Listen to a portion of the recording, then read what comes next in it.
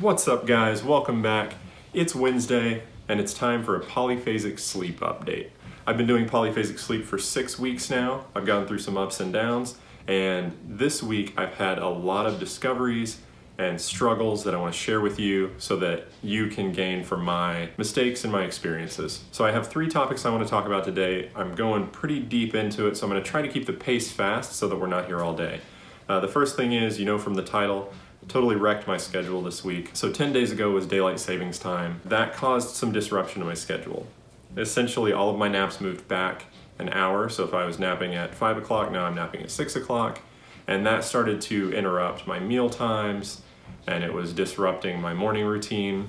So I decided, rather than just shift it back an hour and possibly disrupt things further, I would just go ahead and make some dramatic changes because I felt like my schedule wasn't optimized. The other thing is I have my first physical negative symptoms of polyphasic sleep, so we'll talk about that a little bit. And then coffee. I did a lot of research about coffee this week, decaf coffee and the effects of regular coffee, and how coffee is decaffeinated and what implications that might have if you're switching to decaf for polyphasic sleep. So we'll jump into all of that stuff. By the way, I do a polyphasic sleep update every week, so if you're not already subscribed to the channel, go ahead and hit that subscribe button so that you'll get updates every week. So the first thing I want to talk about is my schedule. I made some dramatic changes this week to try to adjust my schedule to my natural rhythm, my circadian rhythm. My first nap was happening at 4:40. And what I was finding was about an hour before that, I was having this really steep drop in energy. And I was feeling really tired. I was having a really battle to stay awake. The same thing was happening a couple hours before my next nap. Now, I started looking at my schedule versus kind of the stock Everyman 3 schedule. And what I discovered was those dips in energy kind of coincided with the recommended nap times. Now the problem was I couldn't just make that change. I work a full-time job. I had to talk to my boss about it. So we had just had some schedule restriction changes within my group at work. So it was an optimal time for me to go in and just say, hey, how do you feel about this? So the way I approached it was they were trying to get coverage for lunch. So they wanted to make sure that half our team was available in this hour time block and half available in this hour time block, instead of people just going whenever they wanted to and not having coverage. So I went in and just said, hey, I was wondering if it would be helpful if I just work through that entire 2-hour block and I just take a 30-minute break here in the morning and a 30-minute break here in the afternoon. And he was thrilled by that. He does know about my sleep schedule, so he knew why I wanted to do that, and he was totally cool with it. So I made that change. I started taking naps earlier. I'll show my previous schedule and my current schedule.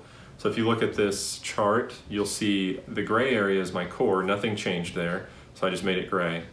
The red areas are my old nap times, and the blue areas are my new nap times. So you'll see that my naps all move earlier in the day. I have more naps in the morning when the struggle is the greatest to stay awake. And I moved those naps to where they match up with those dips in energy that I was experiencing. So I talked to some other polyphasic sleepers about this. They said, this is going to create a setback for your adaptation. I said, well, that's okay, because I don't feel like I'm really getting through adaptation with my current schedule. So I made the switch anyway. The results were pretty incredible. I actually moved closer to being adapted rather than moving back. And I think the reason for that is that I moved to a schedule that was optimized for my circadian rhythm.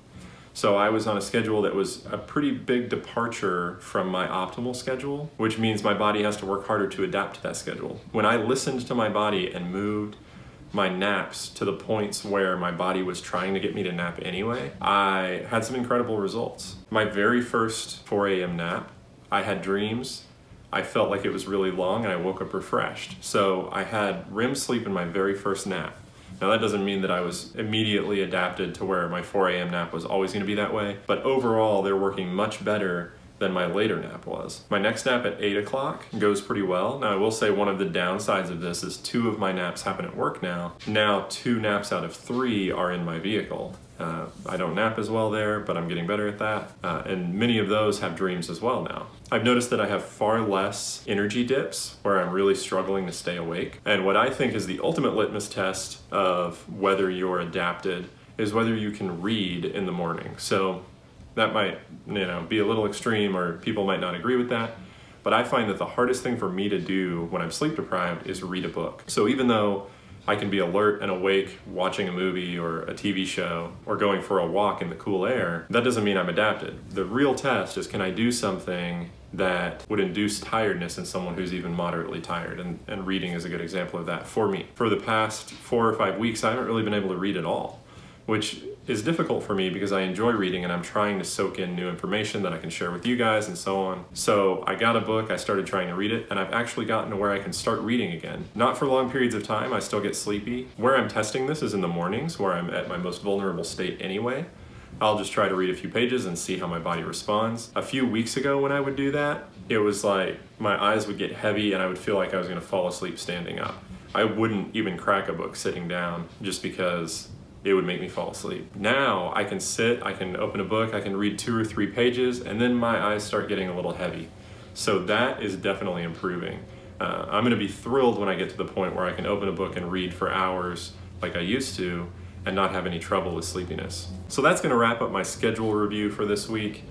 I really thought it was gonna set me back. I'm pleasantly surprised that it's actually helping me to adapt, and I'm excited to see how this week goes adapting to the new schedule. The next thing I want to talk about is my first physical symptoms, negative side effects, whatever you want to call it, of polyphasic sleep. This one I've seen on forums before, not very much, so I figured I'd talk about it. I've basically got some swelling in my legs and some bruising. That sounds pretty crazy, but if you think about it, I went from being in bed for 8 hours a night to only being in bed with my feet up for 3.5 hours a night. And then I've got the one nap in the bed for 20 minutes, and my other 2 naps, my feet are actually down on the floorboard of my truck. So I've basically gone from 8 hours of my feet elevated to 4 hours of my feet elevated a day. This has caused my circulation to have some issues. I first noticed it with just some minor bruising on the inside of my foot, just above the heel. I'll show some pictures of that so that you guys can see what I'm talking about. So I noticed this on my left foot, and then the other day, my legs were feeling a little tight. We had just gone for a walk. So I was looking at them and I realized I had minor bruising throughout my calf, and the bruising on my foot had gotten more intense, and there was swelling too. Now my right leg isn't as bad, and I have a theory for that. So normally throughout my day, my work day, if I'm gonna cross my legs like the standard man leg cross, the figure 4, my right ankle goes up on my left leg. So I think that is alleviating some of that on the right ankle. And also I just have a habit of, if I'm standing, I'll like prop my foot up, my right foot up on the chair behind me if I'm standing at my desk working. So that leg is just getting more opportunities to kind of drain or whatever. I don't know the medical terms. Even given that, I am getting some of that bruising just above the heel on the inside of my foot on my right leg as well. So what I'm doing to alleviate that is every day I'm spending 5 or 10 minutes just laying on my back with my feet up on the wall. Now, if any of you have experience with this, if you're in a medical profession or something, I'd love to hear from you on what you think of this and how you think I can alleviate that issue. It's not causing any pain, it's just a visual thing. So I know it looks kind of bad. I don't know if the camera is really gonna show it very well. It's not causing me any discomfort. And the last thing, and there's a lot I wanna talk about with this, is coffee. I gave up caffeine completely when I started Polyphasic Sleep. Kind of introduced it a little bit in the form of low caffeine beverages, maybe a little green tea here and there, decaf coffee, things like that. Before Polyphasic Sleep, I was drinking a lot of coffee. I was probably getting 300 or 400 milligrams a day of caffeine, maybe more sometimes, up to 600 milligrams. And I went from that to nothing at all. After about a week, I introduced some decaf coffee. Now, if you don't know, decaf coffee is not caffeine free. It actually does have some caffeine, 5 or 10% of what standard coffee has.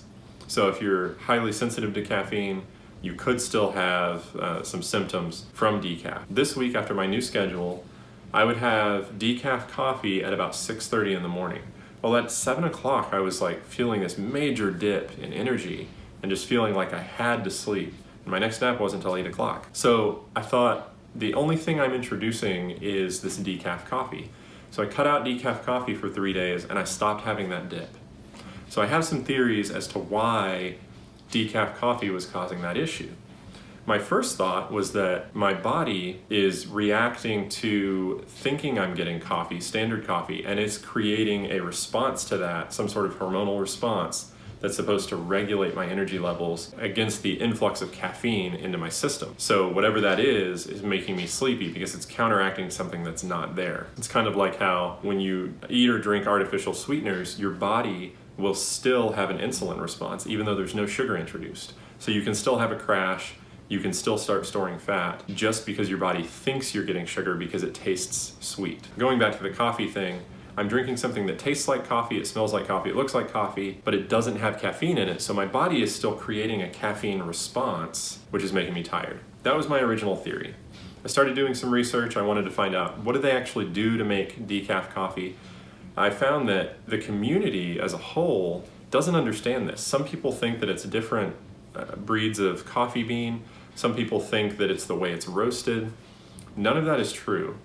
They take the coffee bean, they steam it for about 30 minutes to open up the pores, and then they wash it with something called dichloromethane, which is basically just methane with 2 hydrogens taken off and a chlorine put on. It's also called methylene chloride. That's the old way of naming it. So they wash it with this chemical. It's not completely caffeine free. There's still some left in there, and there's still some dichloromethane in there. So that's important to note because dichloromethane is used as an anesthetic. If you have a sensitivity to dichloromethane, decaf coffee could make you sleepy.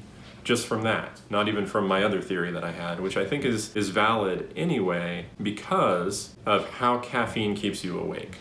So I'll talk about that just briefly. I don't want to get too scientific, but there is a hormone in your body called adenosine that binds to receptors on your brain, and over time the adenosine builds up, and that's what makes you sleepy. So it's what regulates your sleepiness. Caffeine can attach to those same receptors, and if caffeine is attached to that receptor, adenosine can attach to that receptor, which reduces the amount of adenosine that can bind to those receptors, thus making you less sleepy. So you drink coffee, smells, tastes, looks like coffee. Your brain is thinking, I'm about to get a caffeine shot, because every time before, when it would smell and see and taste that, there was a caffeine shot. So it's being proactive.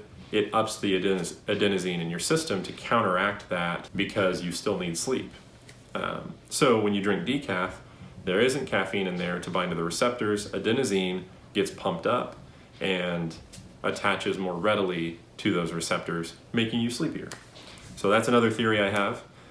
Again, if any of you are scientists of some kind or another, hit the comments down below and let me know what you think of those theories, and let me know if they're idiotic or genius or somewhere in between. So I have 2 more things that I wanted to talk about today, but I'm running out of time and this video is already getting really long. So I'm going to push those to next week's update, or I may do one midweek. So the first one is about drinking alcohol. So I went out and got a little bit drunk last weekend. I wanted to talk about the side effects of that, how it affected my naps and my wakefulness. And the other one is this thing called coffee naps that is talked about a lot in the polyphasic community, and why I think using coffee naps could be really screwing with your adaptation. And it has to do with the research that I've done with caffeine this week. I will talk about that in the next video. If you're not already subscribed, hit that subscribe button so that you can get that information next week. Thank you for watching the video. I really appreciate it. If you found it helpful, hit that like button, and I will see you in the next video.